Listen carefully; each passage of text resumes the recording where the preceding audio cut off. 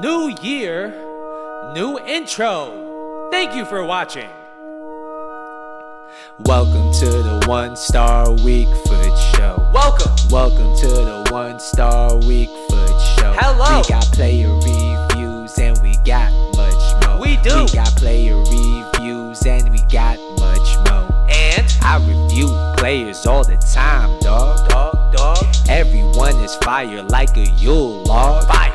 We trying to get some views like a blind man. I can't see. Shout out to my subs, they are gang. Good evening and welcome to the One Star Weak Foot Show, your one-stop shop for player reviews. I'm going to be your host today, One Star Weak Foot, and it makes me feel so happy to see you back on the channel. Thank you very much for tuning in. So, as you guys know, we're going to be reviewing one player today, a player we packed from the League own player pick upgrades. I mean, as you guys saw in that video, my RTG account has a lot better luck than my pay to win account. I don't know what it is. You could call it a conspiracy theory, but I do think that some accounts are blessed and some accounts have just been neglected by the angels that work in EA. Alright, so for today's episode, we will be talking about 94 rated Renato Sanches, a FIFA 17 legend. I mean, if you've ever played FIFA 17, you already know that this card all year was being used by people. He was 78 rated, I think it was, and he was selling for like 20,000 coins. People were using him in their weekend league squads. It was absolutely ridiculous. And if you've never played FIFA 17, the closest card I could compare him to this year is somebody like Sissoko, somebody like Mendy, somebody who just outplays his stats for whatever reason. So this year, it's 2020, and we got a 94 rated Renato Sanches with all the bells and whistles. I mean, he looks like an absolutely insane card. He's 5'9". He has the high work rates. He's right-footed with a 4-star combination. I played 4 games in division rivals with him. I got 2 goals and 4 assists. And before we go any further, if you're enjoying the content, if you want more player reviews, do me a favor, hit the like button down below. And if you're new to the channel, please consider subscribing to the channel. I appreciate all you guys, each and every single one of you guys that's watching this video. So, when you look at this card, the closest card I think that you can compare this card to has to be Mateus. He looks like a Portuguese 4-star combination version of Mateus. I mean, he has pretty much Mateus-like stats. He has the 89 pace. He has very good shooting stats. I mean, the fact that he has 99 shot power, 99 long shots look absolutely insane. His passing stats are very good. It's not very realistic because I think if you've watched Renato Sanches, you'll know that his passing is his main weakness. But I'm not mad at it because I got him untradeable. His dribbling stats are honestly sickening. 94 dribbling on a card this overpowered should be illegal. We got 88 defending and 95 physical as well. So he looks like he will be a beast in the CDM position. So without further ado, I'm going to take you over to our review specialist in the studios, One Star Weak Foot. Take it away. Thanks, One Star, and Jesus Christ.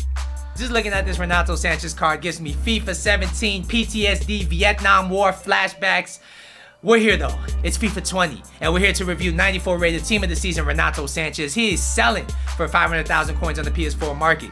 Is he worth it? I would have to say absolutely. We're going to break down the stats though, so you know exactly what to expect at home. So, first we're going to talk about his pace. He has 89 pace with 90 acceleration and in-game. This guy feels rapid. I mean, I used him in the CDM position. I set him to balance everything just to see how he would play, and I think it was the perfect decision for me. He was tracking up and down the pitch like a maniac. His acceleration coming out of his 4-star skill moves was immense, and his sprint speed at 89 means that he doesn't get beat very often for pace, offensively or defensively. Overall, this guy's pace is a 9 out of 10.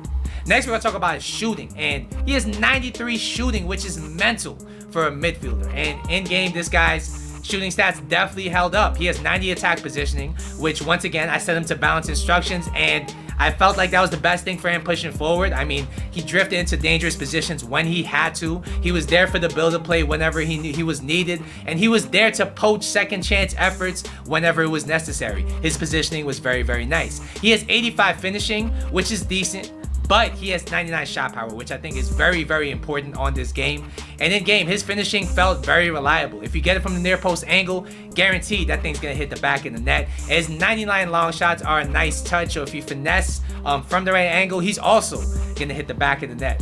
Overall, I really enjoyed this offensive contribution, and I gotta give his shooting an 8.5 out of 10. Next, we'll talk about his passing.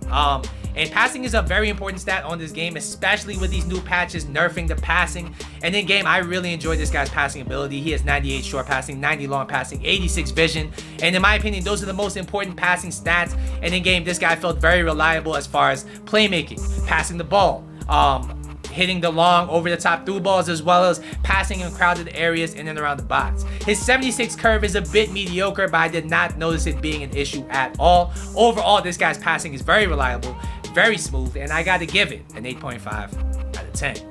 Next, we're gonna talk about is dribbling. And if you guys want a CDM that can dribble, that can take the ball from the opposition and then push forward and start a counter attack, this guy's gonna be your guy. I think this is probably one of the best dribbling CDMs I have used on this game, and that's no exaggeration. He has 94 agility, 99 balance, and on the ball, he felt like a winger. It was absolutely insane. He felt very responsive, very reactive. His left stick dribbling alone was very, very smooth, and his turning ability was insane. He's 5'9", so he's like at that perfect height where he's not too short, not too tall, and still able to hold himself in those 50-50 balls. He has 94 dribbling, 94 ball control, so when he's pressed, he doesn't get pressured. He is very press resistant, and I really enjoyed what he brought to the team. Pairing him with somebody like Essien was perfect because Essien did all the defensive hard work, and Renato Sanches was able to really play make, really create opportunities with his dribbling. It was a joy to behold. Overall, this guy's dribbling is